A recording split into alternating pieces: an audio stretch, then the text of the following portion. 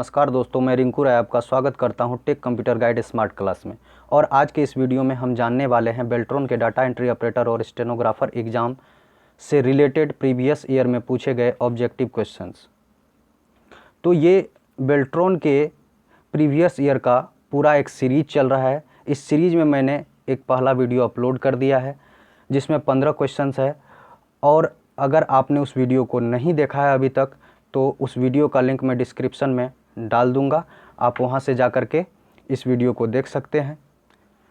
तो अगर आप इस चैनल पर पहली बार आए हैं तो ऐसी ही कंप्यूटर से जुड़ी महत्वपूर्ण जानकारी के लिए हमारे चैनल को ज़रूर सब्सक्राइब करें और बेल आइकन को भी प्रेस कर लें ताकि आने वाले वीडियो के नोटिफिकेशन आपको सबसे पहले मिल सके। तो ये वीडियो लास्ट तक देखिएगा, आपके बहुत काम आने वाला है। तो चलिए वीडियो को स्टार्ट करते हैं। हमारा 16वां सवाल है, नया समय और दिनांक निर्धारित करने के लिए आप डैश का उपयोग करते हैं। तो हमारा पहला ऑप्शन है फाइल मेन्यू, दूसरा ऑप्शन है इंसर्ट मेन्यू, तीसरा ऑप्शन है कंट्रोल मेन्यू और चौथा ऑप्शन है टूल्स मेन्यू। तो नया समय और दिनांक निर्धारित करने के लिए हम कंट्रोल मेन्यू या कंट्रोल पैनल का उपयोग करते हैं। इसका आंसर हो जाएगा नंबर 3। चलिए हम लोग अगले प्रश्न की ओर बढ़ते हैं। अगला प्रश्न है हमारा, प्रॉक्सी सर्वर निम्नलिखित में से कौन सी सेवा प्रदान नहीं करता है। प्रॉक्सी सर्वर, तो प्रॉक्सी सर्वर जो है वो नेटवर्क कनेक्शन शेयरिंग का सेवा जो है वो प्रदान नहीं करता है। इसका 17 नंबर का आंसर हो जाएगा दूसरा ऑप्शन। चलिए हम लोग अगले प्रश्न की ओर बढ़ते हैं। अगला 18वां प्रश्न है, MS वर्ड 2016 स्क्रीन लेआउट के ऊपरी बाएं कोने में मेन्यू बटन है जिसे डैश कहा जाता है। तो MS वर्ड 2016 की बात हो रही है, तो इसमें स्क्रीन लेआउट के ऊपरी बाएं कोने में मेन्यू बटन है जिसे डैश कहा जाता है। तो इसे कहा जाता है फाइल मेन्यू। इसे क्या कहा जाता है? File menu. इसका आंसर हो जाएगा ऑप्शन 3। चलिए हम लोग बढ़ते हैं अगले सवाल की ओर। और हमारा अगला सवाल 19वां सवाल है, MS एक्सेल में फैक्ट फंक्शन श्रेणी, फैक्ट फंक्शन डैश श्रेणी का है। MS एक्सेल में फैक्स फंक्शन, यहाँ फैक्ट हो गया है तो यहाँ टाइपिंग में गलत हो गया है, तो यहाँ पे फैक्ट हो जाएगा। MS एक्सेल में फैक्ट फंक्शन डैश श्रेणी का है। तो इसका आंसर हो जाएगा 3, math and trigonometry. Math and trigonometry, answer 3, तीसरा ऑप्शन सही हो जाएगा। चलिए हम लोग अगले सवाल 20वां सवाल है, MS वर्ड डॉक्यूमेंट में एक टेबल इंसर्ट करने के लिए डैश पर क्लिक करना चाहिए। MS वर्ड में जब हम कोई टेबल इंसर्ट करते हैं, जैसे हमें एक प्रकार का टेबल इंसर्ट करना होता है, जैसे हमें इस प्रकार का यहाँ मैंने ड्रॉ कर दिया है, देखिए ऐसा अगर टेबल इंसर्ट करना होता है तो टेबल इंसर्ट करने के लिए हम कहाँ क्लिक करते हैं? तो हम टेबल इंसर्ट करने के लिए क्लिक करते हैं MS वर्ड के इंसर्ट ऑप्शन पर। तो इसका आंसर हो जाएगा ऑप्शन नंबर 3। चलिए हम लोग अगले प्रश्न की ओर बढ़ते हैं। अगला प्रश्न 21वां प्रश्न है, MS एक्सेल 2016 वर्कशीट की संरचना की सुरक्षा के लिए डैश टेब पर क्लिक करने के बाद प्रोटेक्टेड विकल्प का चयन करना चाहिए। तो ये प्रश्न थोड़ा सा है समझने वाला प्रश्न है कि MS एक्सेल 2016 वर्कशीट की संरचना की सुरक्षा के लिए डैश टेब पर क्लिक करने के बाद प्रोटेक्टेड विकल्प का चयन करना चाहिए। यानी हम कोई डॉक्यूमेंट पर काम कर रहे हैं तो उस डॉक्यूमेंट को प्रोटेक्टेड करना है ताकि उसमें कोई भी किसी प्रकार का एडिटिंग ना कर पाए। तो इसके लिए हम रिव्यू टैब पर क्लिक करते हैं। रिव्यू टैब पर क्लिक करके हम उस डॉक्यूमेंट को क्या कर सकते हैं? प्रोटेक्टेड कर सकते हैं या फिर पासवर्ड लगा सकते हैं। चलिए हम लोग अगले प्रश्न की ओर बढ़ते हैं। अगला प्रश्न है 22वां प्रश्न, MS एक्सेल में आपके द्वारा खोले और काम किए गए मौजूदा वर्कशीट में किए गए परिवर्तन को सेव करने के लिए निम्नलिखित में से कौन सा विकल्प सही नहीं है। यानी हम MS एक्सेल में कोई काम कर रहे होते हैं तो उस वर्कशीट में परिवर्तन को सेव करने के लिए, यानी जो परिवर्तन हम करते हैं तो उसको सेव करने के लिए इनमें से कौन सा विकल्प सही नहीं है।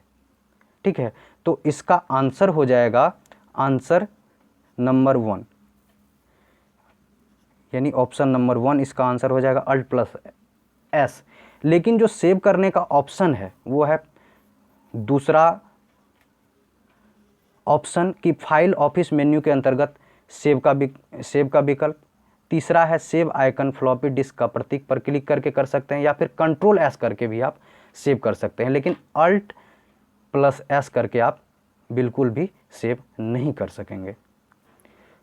चलिए अगला प्रश्न देखते हैं। अगला प्रश्न है 23वां प्रश्न। 23वां प्रश्न है हमारा 23वां प्रश्न है कि एमएस वर्ड डॉक्यूमेंट में संपूर्ण टेक्स्ट और इमेज के चयन के लिए डैश का उपयोग करते हैं। यानी अगर कोई डॉक्यूमेंट में हम टेक्स्ट लिखे हुए हैं और इमेज भी हमने इंसर्ट कर दिया है, तो सभी को एक साथ सेलेक्ट करने के लिए हम कौन से शॉर्टकट की का उपयोग करते हैं? तो यहाँ हम उपयोग करते हैं कंट्रोल प्लस ए। तो ऑप्शन नंबर 3 इसका सही हो जाएगा। ऑप्शन नंबर 3 कंट्रोल प्लस ए। चलिए हम लोग अगले प्रश्न की ओर बढ़ते हैं। अगला प्रश्न है हमारा 24वां प्रश्न। एमएस वर्ड 2016 में फाइल को पासवर्ड से सुरक्षित करने के लिए डैश पर क्लिक करना चाहिए। यानी कोई भी फाइल है एमएस वर्ड में या फिर कोई डॉक्यूमेंट है, उसे अगर आप पासवर्ड लगा के सुरक्षित करना चाहते हैं कि ताकि आप कोई भी उस डॉक्यूमेंट में किसी भी प्रकार का एडिटिंग या फेरबदल ना कर सके, तो उसके लिए आप उसको कैसे सुरक्षित करते हैं और किस टैब या मेन्यू में जा कर के उसको प्रोटेक्ट करते हैं या फिर पासवर्ड लगाते हैं, तो इसे हम फाइल मेन्यू से कर सकते हैं। इसे हम किस मेन्यू से कर सकते हैं? फाइल मेन्यू से। तो यहाँ फाइल मेन्यू चौथा ऑप्शन हो जाएगा, फाइल मेन्यू। फाइल मेन्यू यहाँ पे आंसर हो जाएगा। चलिए हम लोग अगले प्रश्न की ओर बढ़ते हैं। 25वां प्रश्न है एमएस एक्सेल 2016 में प्रोटेक्टेड या अनप्रोटेक्टेड विकल्प डैश मेन्यू के अंतर्गत उपलब्ध होता है। यानी वही बात हो गया कि जो हमारा पिछला प्रश्न था 24वां प्रश्न, वहाँ पे क्या था, सिर्फ प्रोटेक्टेड पासवर्ड लगाने की बात थी। यहाँ पर प्रोटेक्टेड भी करना है और अनप्रोटेक्टेड भी करना है, तो वो हमें किस टैब में मिलेगा? तो ये हमें मिलेगा रिव्यू टैब में। एमएस एक्सेल 2016 में रिव्यू टैब में प्रोटेक्टेड और अनप्रोटेक्टेड करने के ऑप्शन उपलब्ध होंगे। इसका आंसर हो जाएगा ऑप्शन नंबर 1। चलिए हम लोग अगले प्रश्न को देख लेते हैं। अगला प्रश्न है हमारा 26वां प्रश्न। एमएस एक्सेल 2016 स्मार्ट आर्ट के अंतर्गत पिरामिड एक विकल्प होता है। कितने प्रकार के पिरामिड्स उपलब्ध होते हैं? तो इसमें होता है एक प्रकार का पिरामिड, मात्र एक ही प्रकार का पिरामिड होता है। इसका उत्तर हो जाएगा ऑप्शन नंबर 4, ये वाला आंसर हो जाएगा। चलिए हम लोग अगले प्रश्न की ओर बढ़ते हैं। 27वां प्रश्न। एमएस एक्सेल में कंजिक्यूटिव रो के कई सूत्रों को दूसरी जगह मल्टीपल रो में कॉपी करने के लिए डैश का उपयोग करते हैं। यानी अगर हम मल्टीपल कॉपी करना चाहते हैं कि एक बार कॉपी करें और कई बार हम उसको पेस्ट कर लें, तो इसके लिए हम किसका उपयोग करते हैं? तो इसका आंसर हो जाएगा ऑप्शन नंबर 4, वांछित रो का चयन करें और कंट्रोल प्लस सी के बाद कंट्रोल प्लस भी दबाएं। वांछित रो का जिसको हमें कॉपी करना होता है उसे क्या करेंगे? कंट्रोल सी से कॉपी कर लेंगे और फिर मल्टीपल पेस्ट करने के लिए कंट्रोल भी हम करते जाएंगे। तो इसका आंसर हो जाएगा ऑप्शन नंबर 4। चलिए अगले प्रश्न की ओर हम लोग बढ़ते हैं। अगला प्रश्न है 28वां प्रश्न की विंडोज़ एक्सपी होम वर्जन के लिए निम्नलिखित में से कौन सी सुविधा उपलब्ध नहीं होती है? यानी विंडोज़ एक्सपी जो है, जैसे होता है विंडोज़ एक्सपी होता है, विंडोज़ 7 होता है, विंडोज़ 10 होता है, तो और भी कई सारे विंडोज़ होते हैं। विंडोज़ के कई सारे वर्जन आ चुके हैं। तो इस विंडोज़ एक्सपी में निम्नलिखित में से कौन सी सुविधा उपलब्ध नहीं होती है? तो इनमें जो होता है विंडोज़ एक्सपी में automatic software installation and maintenance की सुविधा उपलब्ध नहीं होती है। तो इसका आंसर हो जाएगा ऑप्शन नंबर 1। चलिए हम लोग अगले प्रश्न की ओर बढ़ते हैं। अगला प्रश्न है 29वां प्रश्न। MS power point slide show view में अगली स्लाइड पर जाने के लिए डैश का उपयोग करते हैं। यानी एमएस पावर पॉइंट में कोई स्लाइड शो है और स्लाइड शो को व्यू करना है और व्यू करते हुए अगली स्लाइड शो पर जाना है, तो उसके लिए हम किसका उपयोग करते हैं? तो हमारा ऑप्शन है, 1 नंबर का ऑप्शन है राइट एरो की, दूसरा ऑप्शन है F1, तीसरा ऑप्शन है P और चौथा ऑप्शन है N। तो इसका आंसर जो होगा, आंसर हो जाएगा ऑप्शन नंबर 1 राइट एरो की। कीबोर्ड में ये होता है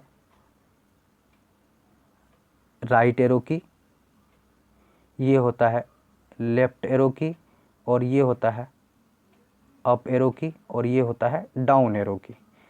तो ये वाला ऑप्शन जो है राइट एरो की के द्वारा हम क्या कर सकते हैं? अगली स्लाइड पर जा सकते हैं। चलिए, तो हम लोग अगला प्रश्न और 30वां प्रश्न है, और ये अंतिम प्रश्न है कि हार्डवेयर डिवाइस को डैश के माध्यम से जोड़ा जा सकता है। कोई भी हार्डवेयर डिवाइस है उसको किसके माध्यम से एक साथ जोड़ा जा सकता है? तो इसे जोड़ने के लिए हम कंट्रोल पैनल का उपयोग करते हैं या फिर कंट्रोल मेन्यू का उपयोग करते हैं। किसका उपयोग करते हैं? कंट्रोल पैनल या फिर कंट्रोल मेन्यू। ठीक है, तो ये था आज का हमारा दूसरा सेट भी कंप्लीट हो गया है। तो हम नेक्स्ट डे यानी कल हम लोग पढ़ेंगे, फिर इसका अगला पार्ट, तीसरा पार्ट पढ़ेंगे।